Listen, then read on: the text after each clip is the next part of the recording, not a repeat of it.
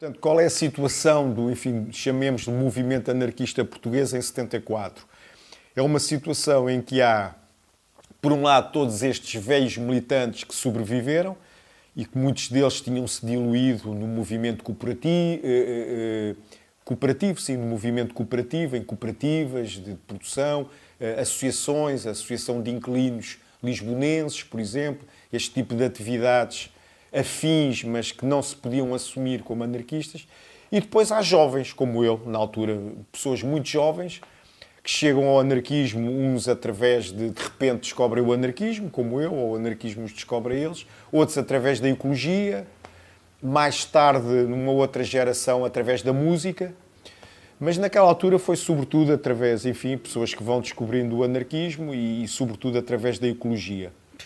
E, portanto, não há gerações intermédias. Portanto, ao contrário, mais uma vez, ao contrário do que se passa em Espanha, onde se vão mantendo gerações intermédias, em Portugal não. Ou havia jovens de 17, 18, 16, 19, 20 anos, ou depois era de 70 para cima. Muito pouca gente havia com 60, 50, 40. Havia um grupo em Paris, enfim, uma série de anarquistas em Paris, já mais velhos para nós, portanto já tinham 30, né? Já eram velhos, mais velhos, que é o grupo que aliás começa a ideia, portanto João Freire, José Maria Carvalho Ferreira, enfim, o José Maria Carvalho Ferreira não na ideia, mas o João Freire, aliás o primeiro número da ideia sai ainda em França, não é? Depois é que logo há ali uma adaptação para vir para Portugal. Mas pronto, não há gerações intermédias e, sobretudo, todos nos defrontámos com um esquecimento total. Portanto, ninguém sabia o que era o anarquismo, a história do movimento anarquista, havia um esquecimento total.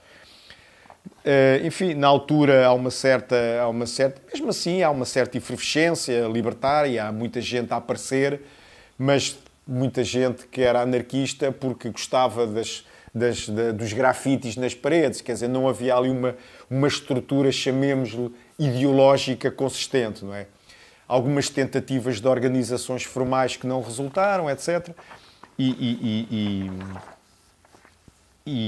pronto, e as coisas vão acontecendo, os jornais que vão aparecendo, a batalha reaparece em 1974, mas numa perspectiva completamente, portanto, os velhotes estavam convencidos que a batalha chegava e toda a gente se ia lembrar da batalha e ia ser, mas não, como é óbvio. Então, a batalha sai quinzenalmente, uma loucura, com uma tiragens enormes no início, portanto, e depois aos poucos, enfim, a poeira foi assentando e enfim, forma-se um movimento em que quem está na realidade sabe porque é que está, e começa-se a ter a noção das realidades. Portanto, isto tem que começar do zero, porque ninguém sabe já o que isto é.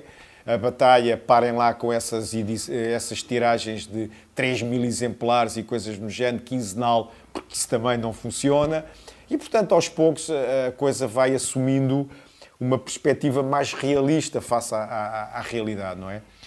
E pronto, e chega-se à atualidade, onde, enfim... Eu caracterizaria o movimento anarquista hoje como um movimento reduzido, mas relativamente jovem. Portanto, eu, por exemplo, devo ser provavelmente um dos mais velhos, ou o mais velho, se calhar, um dos mais velhos, digamos assim, em atividade. Tudo o resto são pessoas 30, 20, portanto, ali quase a chegar aos 40, mas muita gente jovem no movimento. É um movimento nesta fase em que já são pessoas que vêm... ativistas que vêm da música, vêm do movimento Ocupa, vêm do anarcofeminismo, portanto, vêm toda uma série de situações novas, chamemos-lhe assim, que não haviam em 74. Nessa matéria havia alguma reserva mental dos mais velhos em relação a muita coisa, muitos temas eram quase tabu, por exemplo. Eu lembro-me que escrever sobre homossexualidade na batalha era muito complicado, se não impossível, não é? Escrever sobre prisões, ou seja, colocar a luta a favor ou em prol do preço comum no mesmo patamar da luta do preço político, era muito complicado. Por exemplo, o Emílio Santana, que dizia que tinha sido, às vezes, era mais provocado na penitenciária de Coimbra pelo preso comum do que propriamente pelo guarda. Ou seja, havia guardas prisionais que tinham medo dele e depois utilizavam o preso comum para o provocar e situações do género. E ele sofreu mais, muitas vezes, provocações de presos comuns do que propriamente dos guardas prisionais. Portanto, havia aqui situações relativamente... um bocado à semelhança do que se passou no Brasil, penso eu, com o Inimigo do Rei, não é? Que foi buscar temas que, para o velho, a questão das drogas, por exemplo, isto era muito complicado escrever sobre drogas com velhotes anarcossindicalistas puro e duros, com 70 e tal anos e 80 e tal anos. Pronto, era difícil, era complicado. E, portanto, ou seja, neste momento já são esses velhotes já não existem, não é? Os velhotes agora sou eu, e, portanto, há aí toda uma série de gente jovem onde estes assuntos já são perfeitamente banais, normais, não é? Portanto, há uma modernidade do anarquismo nessa matéria. Portanto, existem coletivos, neste momento não há nenhuma organização formal, nem nenhuma tentativa dela ser feita, as pessoas não sentem a necessidade da existência de uma organização formal e, na realidade, enfim, bem ou mal, concorde-se ou não se concorde, o movimento anarquista em Portugal faz exatamente as mesmas coisas que fazem lá fora. Portanto, uma feira do livro todos os anos, manifestações, ocupações, etc, etc. Obviamente, há uma dimensão que neste momento é a dimensão de Portugal. Quer dizer, eu escrevi aí nas minhas notas de viagem, passou mais gente numa hora pela Feira Anarquista do Livro de São Paulo do que se calhar durante os 2 dias e meio da Feira Anarquista de Lisboa, mas também isto tem que ser visto à proporção, não é? São Paulo é São Paulo, Lisboa é Lisboa, portanto, há mais pessoas em São Paulo que em Portugal, portanto, as coisas são o que são, não é?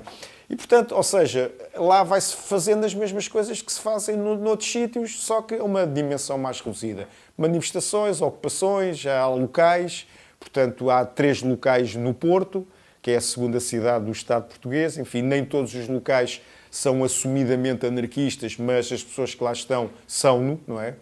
Adotam, enfim, outro tipo de estratégia mais abrangente, mais cultural. Portanto, 3 locais no Porto, um grande local em Lisboa, onde há uma livraria, uma biblioteca, uma cozinha, um espaço para espetáculos, 2 ocupações em Setúbal, e, enfim, vários coletivos, indivíduos em vários sítios de Portugal, e que se conhecem e que se juntam para fazer coisas, não é? As coisas que são precisas. Há, em termos formais, há o jornal A Batalha, portanto, que se continua e que está até numa fase atualmente de uma certa modernização gráfica, modernização de conteúdos, enfim, torná-lo mais atraente, mais passível de ser lido por mais pessoas. Há uma revista que eu